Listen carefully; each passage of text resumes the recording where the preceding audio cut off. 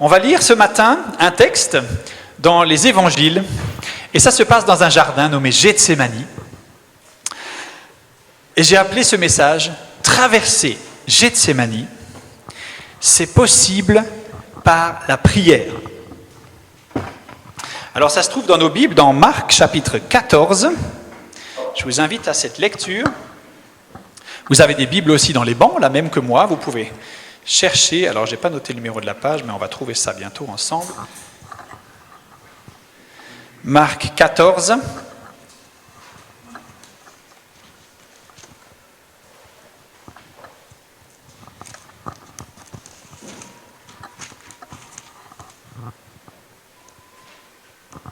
Voilà, Marc 14, c'est la page 954 si vous voulez chercher la référence ici. Pour suivre avec moi ce texte, je ne l'ai pas mis à l'écran pour aujourd'hui, mais d'ailleurs je suis à la recherche de la télécommande. C'est toujours toi qui l'as, Camille, la télécommande ?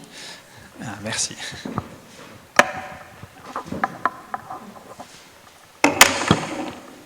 On lit Marc 14 à partir du verset 32. Ils arrivèrent en un lieu appelé Gethsémani.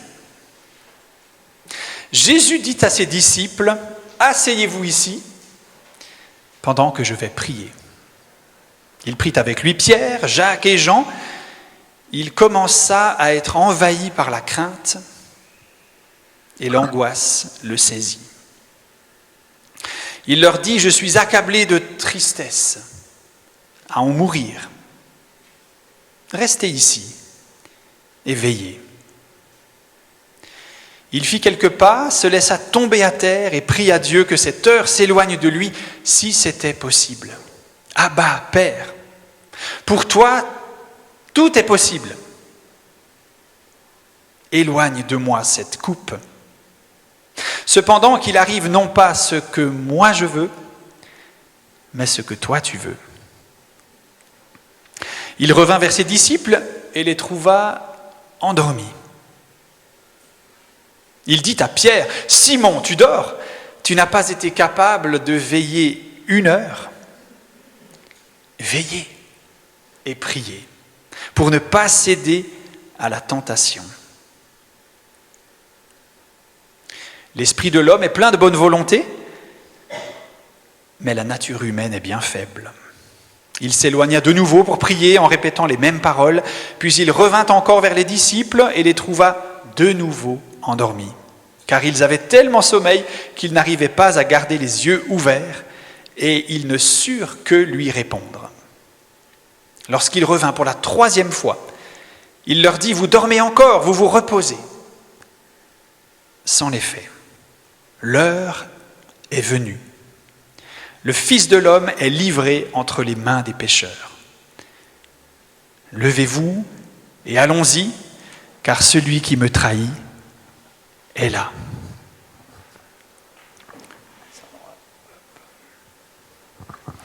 On connaît ce passage, peut-être, on l'a déjà entendu. Ça nous fait peut-être penser à un autre épisode dont on a parlé il y a 15 jours, où il y a quelque chose qui se passe 3 fois. À quel épisode vous pensez? 3 fois. Le chant du coq. 3 fois, Pierre a dit « Non, je ne te connais pas ». Et là, 3 fois, Jésus va prier, faire la même prière et demander à ses amis de prier avec lui. Donc on est après le repas de la Pâque. Ce repas de la Pâque, j'ai sous-titré, c'est une succession de mauvaises nouvelles, alors que la Pâque, c'est une bonne nouvelle. Donc voilà, pour raccrocher un peu, on fait une série de plusieurs messages qui parlent de ce qui se passe juste avant la croix, juste avant que Jésus meure. Il va partager un repas avec ses disciples, on en parlera peut-être une autre fois. Mais au cours de ce repas, il y a des mauvaises nouvelles qui sont sorties quand même. Il y a un des disciples qui va trahir Jésus. Ça, c'est une mauvaise nouvelle. Jésus va dire, mais il y en a un de vous qui va me vendre, qui va me trahir. Une autre mauvaise nouvelle, c'est que Jésus dit, moi je vais être mis à mort. Et ça a jeté évidemment aussi un froid lors de ce repas de la Pâque. Et tous les disciples vont s'enfuir. Jésus va leur annoncer cela aussi. Mauvaise nouvelle. Ce soir, quand je serai arrêté, vous allez tous vous enfuir. Donc on est après ce repas un peu tendu, Peut-être, probablement. Mais après ce repas, voilà, Jésus a essayé de vivre la fête quand même comme on la faisait à l'époque. Et on a un verset qu'on n'a pas lu qui est juste après. Après ce repas, en fait, ils ont chanté les cantiques parce qu'on chantait traditionnellement des cantiques après le repas de la Pâque. Et ça correspond à nos psaumes numéro 100, à peu près 113 jusqu'à 118. On a 6 psaumes là, qui sont là, qui étaient chantés. Et quand on lit ces psaumes, on ne va pas le faire maintenant, mais c'est vraiment parlant de voir, de s'imaginer Jésus qui a chanté ces paroles, alors qu'il y a plusieurs versets qu'il va vraiment vivre de près. Donc si vous avez envie de lire ces psaumes avec à l'état d'esprit Jésus quelques heures avant de mourir, ça peut être une bonne chose. Psaume 113 à 118. Mais il va aller dans un endroit appelé Gethsémani ou Gethsémani. Les 2 orthographes sont possibles. Dans ce jardin, on ne sait pas tellement, avec un autre évangile, on imagine que c'était près d'un mont des Oliviers. Je ne sais pas qui est déjà allé à Jérusalem et a visité le mont des Oliviers. Vous êtes déjà allé? Ah ouais, vous connaissez ce lieu bien mieux que moi. Alors Gethsémani, on ne sait pas tellement où c'est, mais on imagine, parce que l'évangile de Jean nous dit qu'il est allé en fait vers le mont des Oliviers, il a traversé une rivière qui s'appelle le Cédron, et en tout cas il était là dans un lieu habituel. Une des remarques qu'on trouve dans les évangiles, c'est que Jésus, il était habitué de ce lieu-là. Et c'est intéressant de voir que ce dernier soir, Jésus, il est allé dans un lieu où on pouvait le trouver facilement. Il aurait pu aller se cacher parce qu'il savait que quelqu'un allait le trahir. C'est Judas, un de ses 12 disciples. Et en fait, Judas, il connaissait les habitudes de Jésus. Il savait que probablement il ira là, Jésus. Donc Jésus, en quelque sorte, il s'est mis dans un endroit facilement, où on pourrait le trouver facilement. Ça nous donne aussi un indice sur l'état d'esprit de Jésus. Il ne voulait pas fuir, surtout pas. Il voulait affronter cette nuit dans le jardin de Gethsémani. Gethsémani, ça veut dire le pressoir à huile. Donc c'est aussi un indice pour nous faire dire que c'était probablement à côté de ce mont des Oliviers. Avec des olives, qu'est-ce qu'on fait? On les presse et ça fait de l'huile. Gethsémani, ça veut dire le pressoir à huile, et on peut facilement faire une correspondance entre la pression sur les olives pour faire de l'huile et la pression que va sentir Jésus ce soir-là. Jésus va être sous une pression immense. Il va aller dans ce jardin, Gethsémani, il fait nuit, il a besoin de prier. Si vous aviez la dernière soirée de votre vie à vivre, qu'est-ce que vous feriez? Jésus, il a choisi d'aller prier. Il a choisi d'aller dans un lieu qui lui était familier, où il avait l'habitude de prier, et il s'est adressé à Dieu. Des fois, quand on pose cette question, qu'est-ce que vous feriez si vous saviez que vous mourriez demain? Alors on imagine toutes sortes de choses folles qu'on n'a jamais faites dans sa vie. Jésus, il ne choisit pas tout ça. Il choisit d'aller prier dans ce jardin. Gethsémani, traverser Gethsémani, c'est possible par la prière. Et c'est ce que Jésus a fait ce soir-là. J'aimerais juste remarquer encore, voilà, dans le jardin, c'est pas moi qui ai trouvé cette correspondance, mais je l'ai lu chez quelques auteurs. 2 enjeux majeurs pour l'humanité se passent dans un jardin. Et je veux parler ici du jardin d'Éden, dans lequel l'homme et la femme ont été placés. C'est le récit des origines. Et Adam, qu'est-ce qu'il a fait, Adam? Est-ce qu'il a prié pour obéir à Dieu? Il s'est laissé tenter. Et sa devise, ça a été, je l'ai écrit comme ça, non pas ce que tu veux, Dieu, mais ce que je veux, moi. Et dans ce deuxième jardin, le deuxième homme, le deuxième Adam, si on veut, Jésus, il a fait le choix inverse. Il a fait le choix de l'obéissance, non pas ce que je veux, mais ce que tu veux. Vous voyez la différence? La première humanité nous a entraînés loin de Dieu parce qu'on a voulu faire ce qu'on veut. Et la deuxième humanité en Jésus nous ramène dans le cœur du Père parce que Jésus a voulu faire ce que Dieu voulait. Traverser Gethsémani, c'est possible par la prière. Et j'ai 4 points pour nous ce matin Parce que même si on prie, il y a des choses qui restent difficiles. Vous êtes d'accord avec ça? Même si on prie, il y a des choses qui restent difficiles. Même si on traverse Gethsémani par la prière, peut-être que la souffrance sera intense. On a lu ensemble, j'ai mis à l'écran les versets 33, 35. Jésus, il ne fait pas semblant de souffrir. Il commença à être envahi par la crainte et l'angoisse le saisit. Ce n'est pas des mots en l'air, c'est des mots que peut-être, ils ne sont presque pas assez forts dans une traduction un peu littérale comme ça. On aimerait que ce soit des mots peut-être encore plus forts. Et sans doute que dans le cœur de Jésus, c'était une souffrance intense. Je suis accablé de tristesse à en mourir. Il fait quelques pas, il se laisse tomber à terre et il prie. On est loin ici d'une prière récitée un peu machinalement dans le confort de son fauteuil. On est dans une prière qui vit la souffrance de façon intense. Alors Jésus a traversé Gethsémani, mais par la prière, parce que la souffrance était intense et elle est restée intense. J'ai une deuxième raison pour laquelle il faut continuer de prier. Parce que même peut-être des amis nous abandonneront. Des amis nous abandonneront, et Jésus le vit encore là, en demandant à 3 de ses proches, Pierre, Jacques et Jean, c'était un peu le premier cercle, Pierre, Jacques et Jean, venez prier avec moi. Allez, venez, j'ai besoin que vous priez avec moi. Et ils vont s'endormir.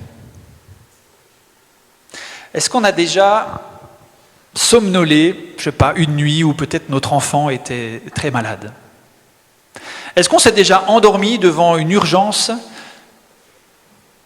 vitale? Est-ce qu'on s'est déjà endormi à côté d'un ami qui vit son agonie et ses derniers moments? Je ne suis pas sûr. Les disciples, ils se sont endormis. Le texte nous dit que leurs yeux étaient tombés de fatigue. Ils ne pouvaient pas lutter. Ça nous arrive peut-être des fois aussi un dimanche matin, tout à coup. Nos yeux, on ne peut pas lutter, quoi. Simon. Jésus va s'adresser à Simon. Pourtant, les 2 autres, ils dormaient aussi. Mais Simon, c'est lui que Jésus vise. Simon, tu n'as pas été capable de veiller 1 heure avec moi.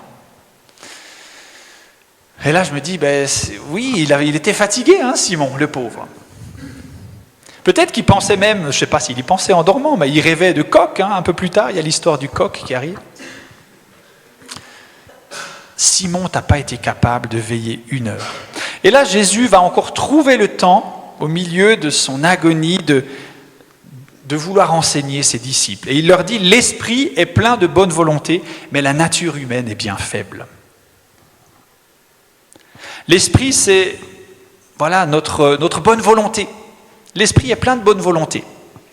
Si on est le 1er janvier et qu'il y a une nouvelle année qui s'ouvre devant nous, moi je peux être plein de bonne volonté et puis écrire 15 bonnes résolutions. Prier 1 heure chaque jour. Cédric, tu as été capable de prier 1 heure, c'est ça que je veux entendre. Et en réalité, la nature humaine est bien faible. Je ne sais pas si ça nous est déjà arrivé de dire « Allez, maintenant je vais prendre cette nouvelle habitude. Je vais prier régulièrement.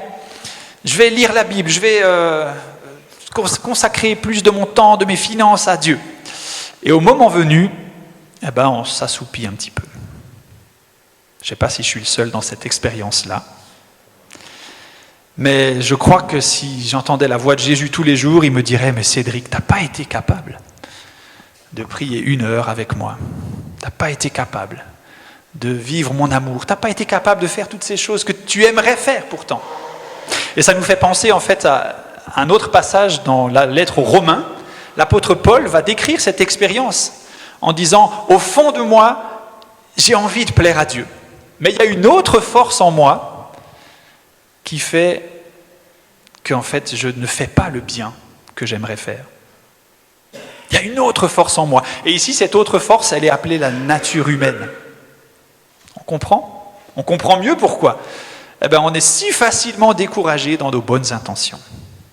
Jésus va trouver le moyen de le rappeler cette nuit-là.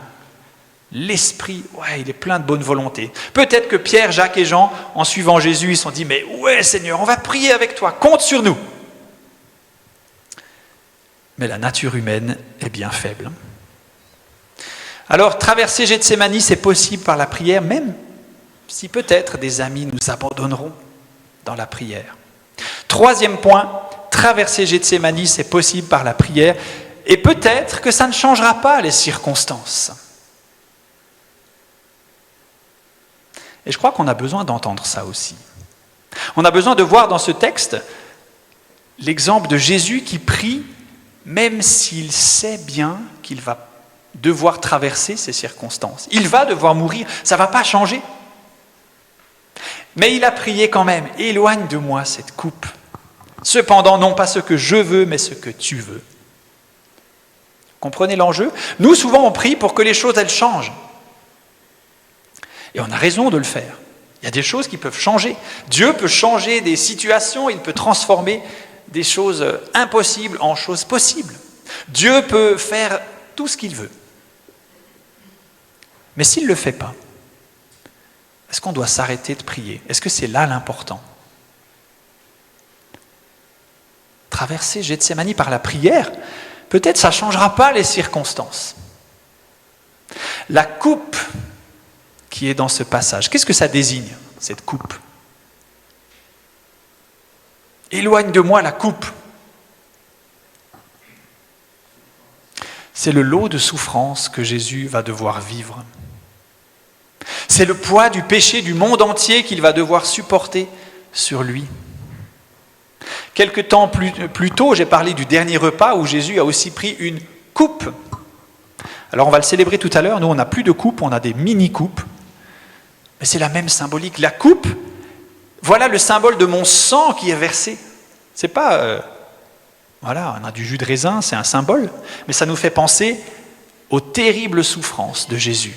Voilà le sang de l'alliance. Il y a du sang qui a coulé pour rendre efficace l'œuvre de Jésus-Christ. Donc éloigne de moi cette coupe, mais les circonstances ne vont pas changer.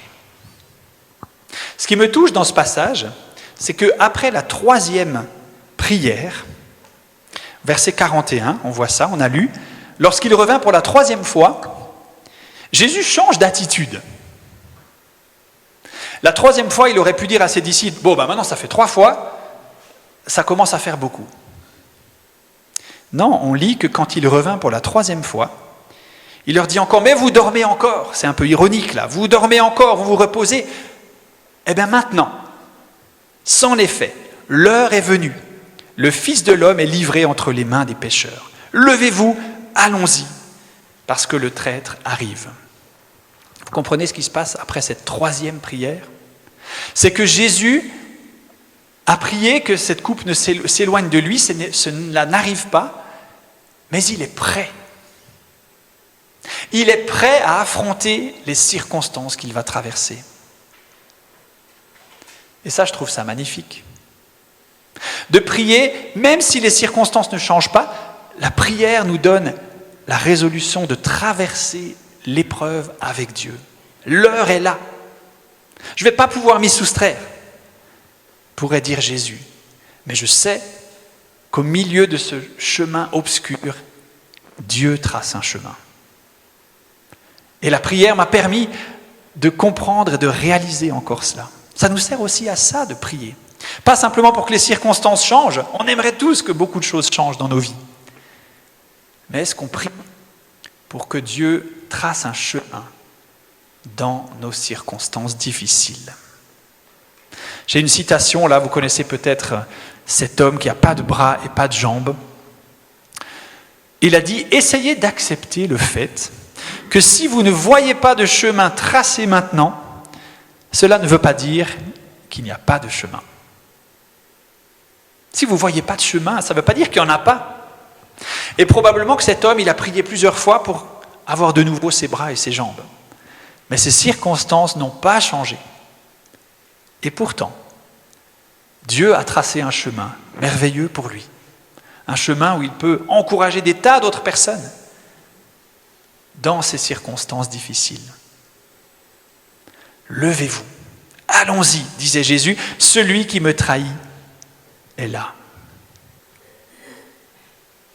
Et quatrièmement, avant d'avoir notre dernier point, j'aimerais qu'on lise juste la suite dans nos Bibles, toujours à Marc 14, page 954.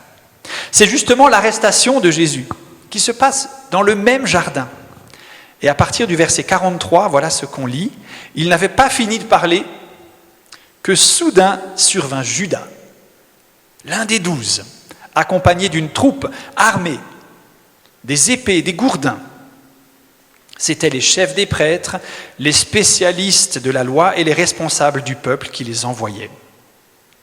Le traître avait convenu avec eux d'un signal. Celui que j'embrasserai, c'est lui.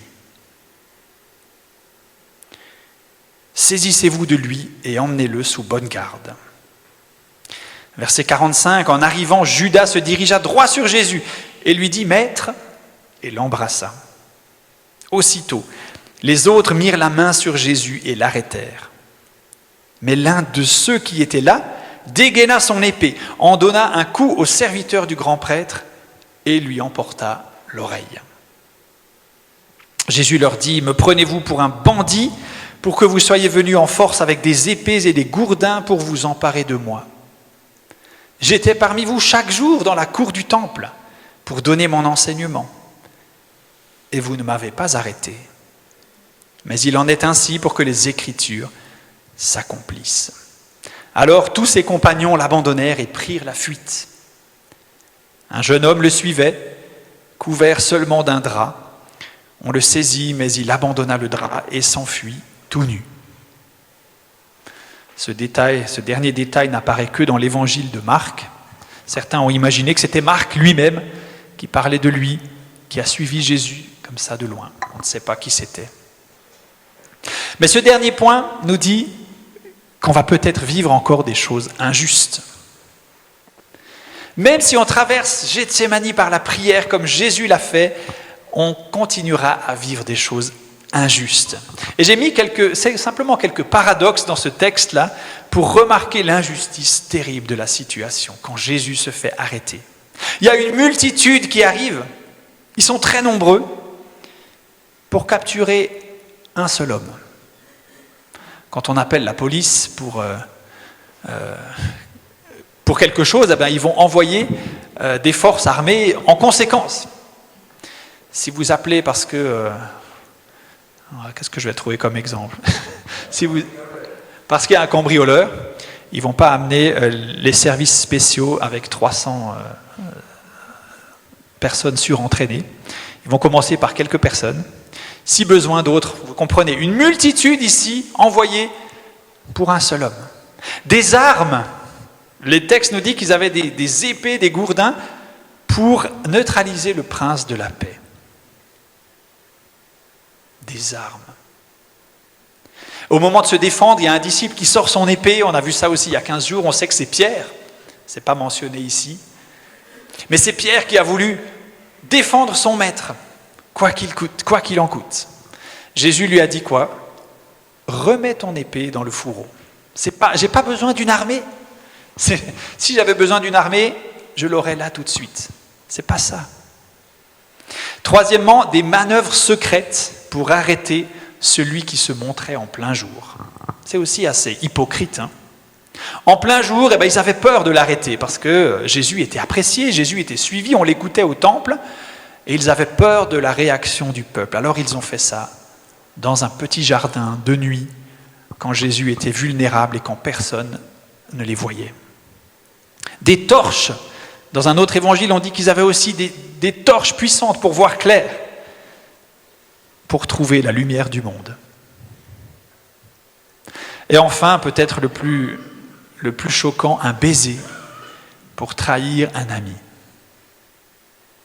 Il n'y a pas là un paradoxe terrible. Judas a désigné son maître par un baiser et il a annoncé à ses alliés, celui que je veux vous désigner, peut-être qu'il faisait un peu sombre, on ne reconnaissait pas trop les gens, eh bien je vais l'embrasser et vous saurez que c'est lui.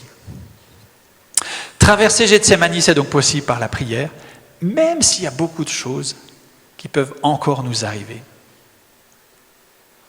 Et la prière n'est pas là pour nous délivrer de toutes nos souffrances aujourd'hui. La prière, c'est pas ça, l'outil. Mais traverser Gethsémani par la prière, comme Jésus, eh bien, ça peut nous amener, et je termine avec ça, j'ai une diapo avec 5 applications pratiques pour nous. Nous avons besoin de ces 5 choses dans nos vies. La première, c'est que nous avons besoin d'un Gethsémani.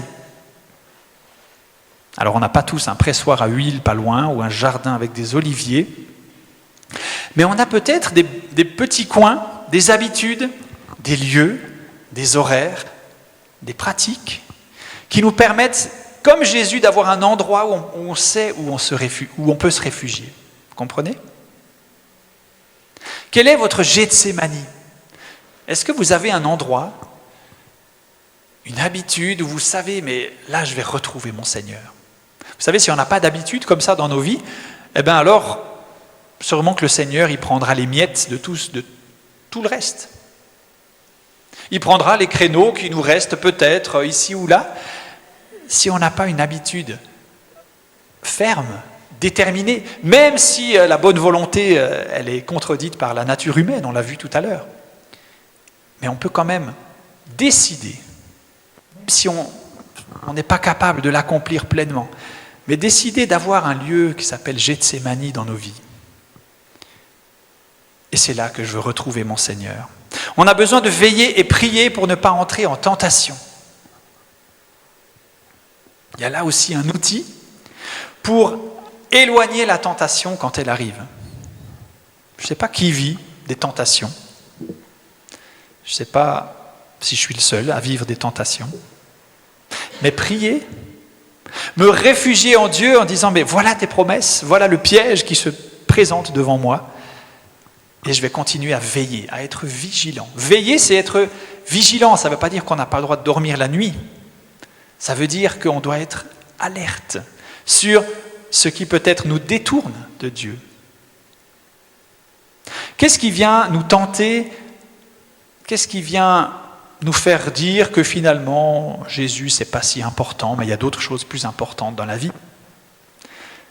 Pierre, Jacques et Jean en étaient à un point où Jésus, oui, on sait qu'il ne va pas bien, mais on préfère dormir.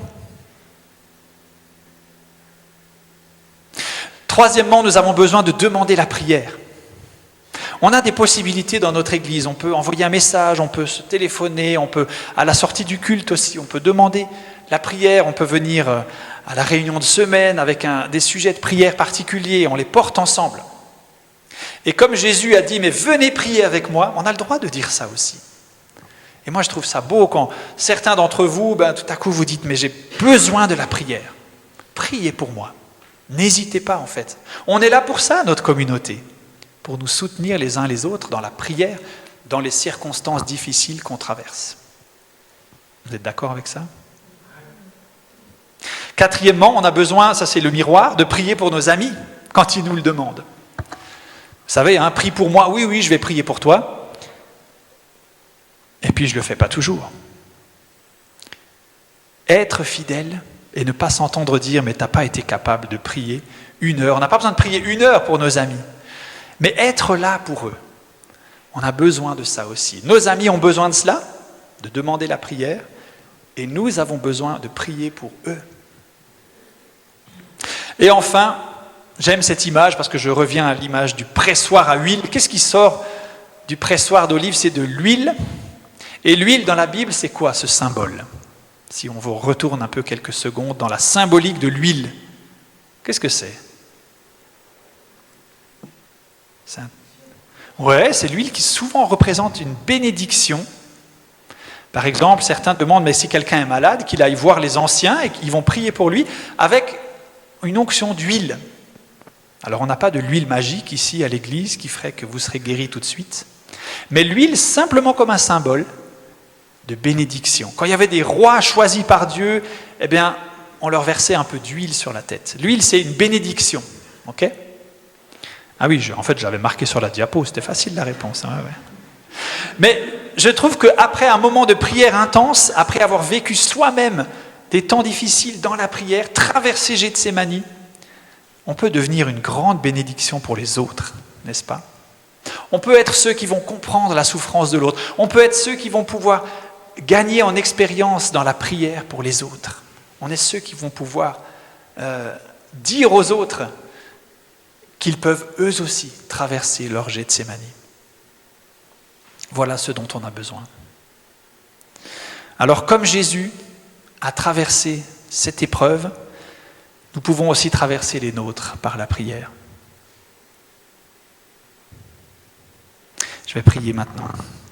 Nous te remercions, notre Dieu, notre Seigneur, pour ce récit qui se trouve dans nos Bibles et qui nous montre notre Seigneur Jésus-Christ en proie à l'agonie, à de souffrances terribles, mais qui pourtant a choisi de te confier ces souffrances. Et si tu n'as pas éloigné de lui cette coupe, toi, Dieu le Père, nous savons que tu l'as accompagné dans ce chemin de souffrance, que tu as été son Dieu, même quand il a dit « tu m'as abandonné ». Seigneur, nous savons que tu n'as pas abandonné Jésus, tu l'as ressuscité le 3e jour et il est assis maintenant à la droite du Père et il prie lui-même pour nous. Alors merci pour cette intercession de Jésus et fais de nous aussi des intercesseurs pour les autres, pour nous, et que nous puissions traverser nos propres épreuves dans cette prière-là, confiante que tu traces un chemin. Je te prie pour plusieurs d'entre nous ce matin qui sont présents, qui traversent des chemins difficiles, qui disent peut-être comme Jésus, mon cœur est angoissé, est triste jusqu'à la mort. Seigneur, viens encore les réconforter par ton Saint-Esprit, peut-être par un ange, comme une des variantes de ce texte nous le dit, un ange est venu réconforter Jésus. Alors Seigneur, trace des chemins dans nos moments difficiles. Amen.